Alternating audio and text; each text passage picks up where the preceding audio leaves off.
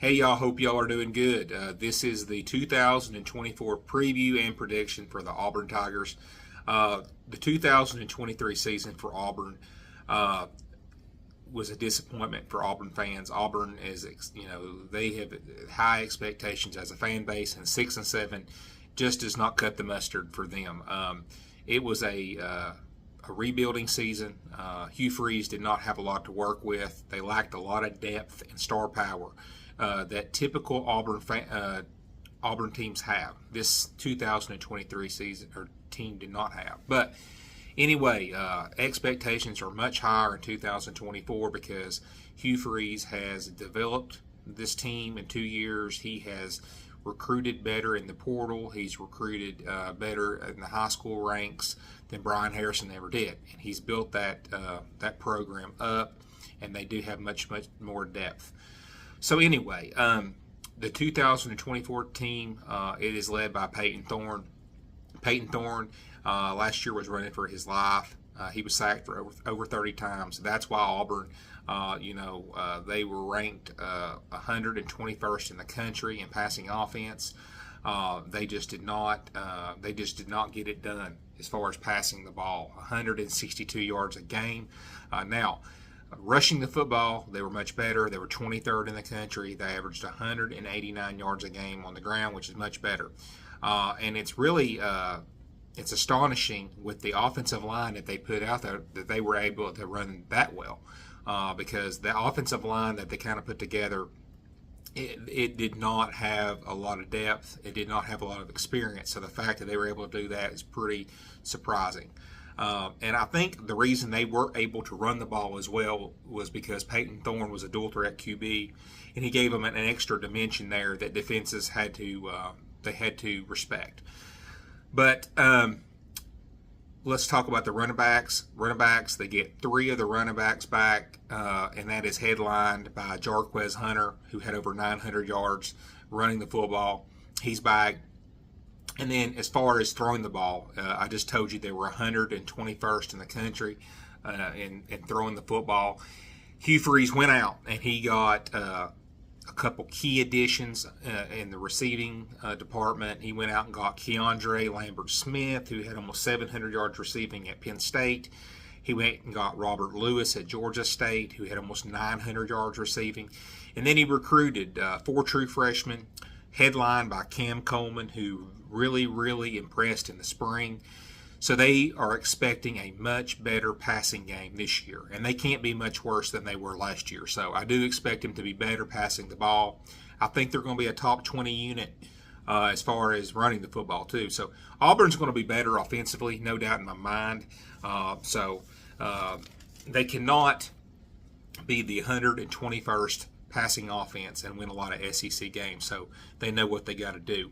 Now defensively, Ron Roberts is gone. He's went to Florida. So they bring in DJ Durkin from A&M. A&M, he's a great coordinator. Durkin is. He always had a good defense at A&M. His defenses are built on pressure, getting after the quarterback, and I expect those guys to be really head-hunting after the quarterback. Now, defensive line-wise, they're losing some guys. They have brought in Trill Carter from Texas, who is a run stopper. And they went out and got some other key pieces as for getting after the quarterback. So a lot of portal additions. We'll see how they mesh together. Defensive line-wise, they should be okay. They do have a lot of depth. Now, linebacker-wise, they're bringing back 2 guys in Asante and Keys. Asante had 86 tackles, which led the team. He's back. That's huge. Keys had 30 tackles. They're not as deep as the defensive line and the secondary, but having those guys back is key. It's huge. Now, DB-wise, I think this is the strongest unit on this Auburn team. Okay, that's headlined by Keontae Scott. Keontae Scott had 44 tackles last year, and a lot of these guys returning have all got game experience. Now, they're not all SEC type guys, but they all played for the most part, and I think they're going to make an instant impact, and I think they're all more than capable of making an impact immediately in the SEC. So I think defensively, This defense last year, they were 76 in rush defense. I think Trill Scott, it was a huge addition by bringing him in. I think he's going to help improve those numbers on the rush defense side. Pass defense, this unit was really good last year, 31st. I think you'll kind of see them hover around that again. And they were 45th in total defense last year. So defensively, they're going to be probably right around the same. And as long as that offense can take a big step forward and that defense can stay around 45th to 50th nationally, Auburn will be much better. Now, let's get to this schedule. Auburn opens the season against Alabama A&M, which is an FCS school. FCS schools get paid millions of dollars to play that game, which funds their athletic department. And I expect Auburn to probably win by 50 points. It's a good little tune-up scrimmage game before they play their really their first game of the year. So they're going to be 1-0. The second game of the year, they're going to play against Cal. They played Cal last year at Cal. They won 14-10. And so, the fact that Auburn was able to beat Cal last year and with a team that was not near as good as this team's going to be, and it was at Cal, is a very good omen for Auburn. Cal is actually in the ACC now, and they're projected by most, I think, to be at the bottom of that conference. They're going to have to go to Jordan-Hare, and I don't think it's going to work out very well for them. Now, I will say, Jaden Ott, he is the running back at Cal. He had over 1,300 total yards rushing. Really good running back. But the head coach at Cal, I think he's going to, Justin Wilcox, I think he's going to have another tough season. Flying across country to play all these ACC schools is going to be hard on them too. So I think Cal's going to have a long season. I'd be surprised if they make it even to a bowl game this year. But I expect Auburn to be 2-0. Now, the third game they're going to play at home against New Mexico. New Mexico was 5-7 last year, and they're most publications are picking them to be 110 to 115th ranked in the country. They are a Mountain West school. Now, Mountain West schools, Boise State, Wyoming, Utah State, those type of teams sometimes have the potential and the talent to sneak up and beat an SEC, Big 10, Big 12 type team. But this New Mexico team's not going to be that good this year, and they're definitely not going to be Auburn. With all those things being said, I think after the New Mexico game, you're going to be 3-0. Now, you lost to New Mexico State last year, so don't make me look stupid by losing to them. But no, you should beat New Mexico and be 3-0. Now, after the after 3 games, now you're going to be going into SEC play, playing at home against Arkansas. You killed Arkansas at Arkansas last year. Arkansas is losing KJ Jefferson. They're losing Rocket Sanders. 34 guys left the program last year. That's a ton of people. They did bring in 21 new players. They brought in Bobby Petrino. They did pick up a huge addition in Jaquindran Jackson from Utah State. He had like 800 yards rushing last year at Utah State. He's very talented, good quarterback, but what's he got around him? So they are bringing back a really talented receiver, Arkansas is, but I mean, outside of that, they don't really have a lot to throw at Auburn in that game. I think Arkansas is going to have a Cam Newton type season out of Jackson if they're going to make a bowl game. Arkansas has a really tough schedule, and I just don't see them being able to go into Jordan-Hare and beating Auburn. I don't think that game matches up very well for them. So after Arkansas, you're going to be 4-0. Now it gets even tougher. You're going to play at home against Oklahoma. Oklahoma, this will be their first game on the road in the SEC, and it's going to be a very, very tough environment for Jackson Arnold to be a quarterback in. Auburn, in my opinion, is a top 5 stadium in the SEC. It's very loud, it's very intimidating, and it's hard to win in that environment. Oklahoma is just as good a football team as Auburn is. They're a very good team. I think they'll be better defensively this year. But the problem is their quarterback is he's in his second season. He played sparingly last year. He didn't get a lot of experience, and to be thrown into an environment like Jordan Hare will be a lot to handle. This is not like playing at Kansas. This is not like playing at Texas Tech. This is at Auburn. I just can't see him being able to manage that environment and leading Oklahoma to a win in that game. I think Auburn's going to do just enough offensively against Oklahoma. Oklahoma's front seven's not that great. Their strength is in the back end of the secondary linebackers. So I think Auburn will be able to rush the football. I think they're going to be able to create enough pressure on Jackson Arnold. Oklahoma's offensive line is not the greatest. I think they're going to be able to get after him, make his life hell. And so I've got y'all winning that game against Oklahoma. Now you're 5-0. Now, you're 5-0. You got to be feeling pretty good about yourself. But the only problem is, who you play next. You play Georgia. And Georgia is the best team in the country. Again, they're bringing back Carson Beck, and they basically offered him the whole state of Georgia to come back and play another season, and he's loaded with weapons all around him, and the defense is just as good as the offense is at Georgia. I think a worst case scenario for Georgia this year will maybe lose one game, and it's not a good matchup for Auburn to go to Georgia and play that game. Georgia's kind of owned you lately. You almost did beat them last year at Auburn, but this game being in Athens, Georgia has the advantage in almost every facet of this game. They've got a better quarterback. They've got a better offensive line, defensive line, linebackers, you name it. I just don't see you all beating Georgia at Georgia. They would have to massively overlook you. So anyway, after the Georgia game, you're 5-1. Now you got an open date. And boy, did you need an open date after that game. I'm sure you're going to be banged up. You'll need to heal. And then you go to Missouri, at Missouri. Now, Missouri, if you've watched my preview on Missouri, I'm expecting big things out of Missouri. I think Missouri is going to be a really good football team. They are bringing back most of their offensive production. Brady Cook's a great quarterback. They've got Luther Burden at receiver, Theo Weiss at receiver. They're going to put up a lot of points.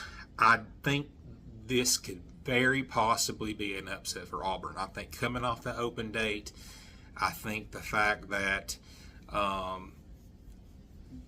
think Auburn's going to put points up on that Missouri defense, but I just don't see the Auburn defense making enough stops against Missouri with all that talent Auburn has on offense. I think Missouri is going to be able to outscore you all.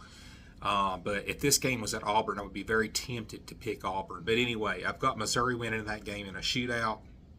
And now you're 5-2. So now you go to Kentucky. You're 5-2 right now. Kentucky might have, outside of Georgia, the best front seven defensively in the SEC. Defensive line, linebackers, this bunch is solid. Now, Brock Vandegrift's going to be the new quarterback for Kentucky's five-star guy. He's not played a lot, though, not a lot of experience. I think Kentucky matches up good against Auburn. I just think that Auburn's strength is running the football. Kentucky's strength is going to be stopping the run. It's going to be hard to run against that Kentucky front seven. And I think Kentucky does just enough offensively. I don't think they're going to put up a ton of points. And I'm not expecting Kentucky to be great offensively this year, but I think they're very good on the defensive end. And I think they're going to keep you guys in check. So I think Kentucky, I have them winning that game. And then after that, you're going to be 5-3. Now, it gets easier, though, because that rough stretch of games where you play Oklahoma, you play Georgia, you play Missouri, you play Kentucky. Now it gets easier. You're going to play Vanderbilt at home. Did you know that the Auburn and the Vanderbilt series is tied all time 21-21? I didn't know that. It's kind of crazy. But you're going to be able to break that this year. You're going to have the series edge. You're going to beat Vanderbilt for sure. Vanderbilt is a very terrible team. They're awful. They're the worst team in the SEC. All that being said, though, Vanderbilt has brought in Tim Beck. to run their offense. He was at New Mexico State, and that's the same offense that gave you guys fits and put up over 200 yards rushing at your place. So that's just a funny footnote. He does have the recipe to be able to rush the ball on you guys, but surely you guys have learned your lesson and fix the mistakes you had last year against New Mexico State, and you should beat Vanderbilt very easily. So after the Vanderbilt game, I got you guys 6-3. You got another open date. Then you're playing at home against Louisiana Monroe. This is a team that went 2-10 last year. They're outside the top 100 in every publication that I've seen. They were awful offensively. They're bringing in a new coach. It's a rebuilding season. They're just not going to be a very good team. Auburn could walk into this game asleep, and they should still win comfortably against Louisiana Monroe. So I've got you guys winning that game, and you're going to be 7-3. Now, this is going to be a huge game. This might be the most important game on this schedule, and for Hugh Freeze to go show recruits, hey, we're trending in the right direction. We're improving. We're a much better football team, because A&M waxed you all last year. You get A&M at home this year, and I think it's a great spot that you're playing them too, because guess what? Next week, the next week after that, A&M plays Texas. Okay, so they're going to have Texas on their mind. Now, this game could go either way. These teams, they match up very well, I think, and A&M might be a little bit better of a team overall, but just the fact that I think you're going to be at home. They got Texas the next week. I don't know if they're completely focused, And I think Peyton Thorne makes enough plays with his legs, running, throwing. I think the ball is really in his court to win this game for you guys, and I think he makes enough plays, and you guys win this game, and you're 8-3. Now you have one more game this year, but I think Auburn fans right now, if you're 8-3, you'd take that right now, from 6-7 to 8-3 right now. Now in the last game of the year, you're going to go to Alabama, and this is a game you could win too. Alabama is not the 2011, 2012 Alabama. They're still very, very good, but they're not at what they were.